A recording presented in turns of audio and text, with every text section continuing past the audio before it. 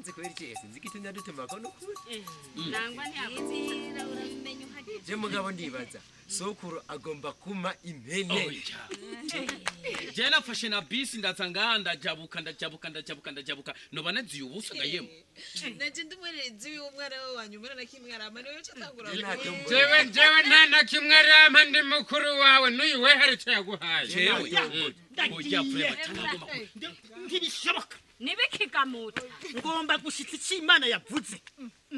gishitse ego ntegerezwa nibiki ntegerezwa gukora nk'uko ijambo ry'Imana ryavuze ngukino aho usanga ijambo ry'Imana ryamubwiye ame itongo ryose Matayo 27 umviriza 27:5 aterera mu rusengero za ntete bamuhaye acagenda kwimanika ndagiye no kwimanika none yego none soguwe ivyo bintu byagufase nibikuze kwimanika kanda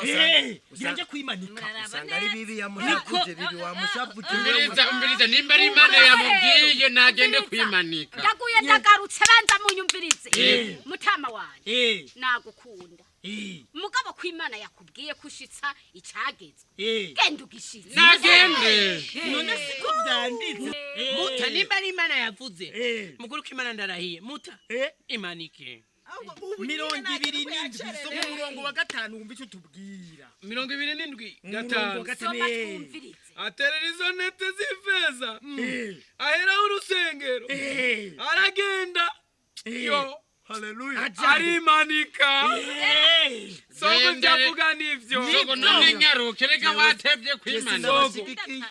abasikiye ko niyahura bashitse ijambo nibande n'ubu umanike amaboko genda n'ukuri kwimanika abemera ko nimanika genda hakugambara Imana wopfuma wimanika nubikigaba sogo nimanike nubikigaba papa je ndi umwana wawe wanyuma kandi ndakunda cyane ariko ivyo ntabyo shigikiye nimba Imana yesezeranye yuko ukwiye kugenda kwimanika reka gwarira n'Imana azoca mu rufu kujya abandi babo oya Imana Imana niko ryavuze ngo afata zantete aziterera mu rusengero acaragenda arimanika bayari yutasi wewe nibyo byuvutse mugabo icyo ndagusaba umviriza rero bazi mbese ry'amatongo wanyemereye nazijya nka amatongo yose ayo ni gwanyu yengiye gusika Imana yavuze gusa umviriza sogo ntubikigaba ndagusigikiye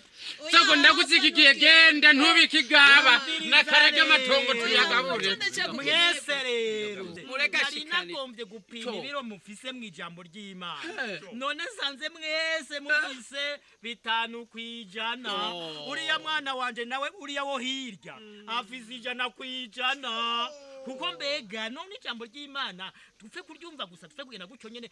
tumbirije n'isho ryavuze mbega ko haravuga ngo Gayini yica mwene wabo Abeli je tugenda twice bene wacu none ko ijambo ry'Imana ryavuze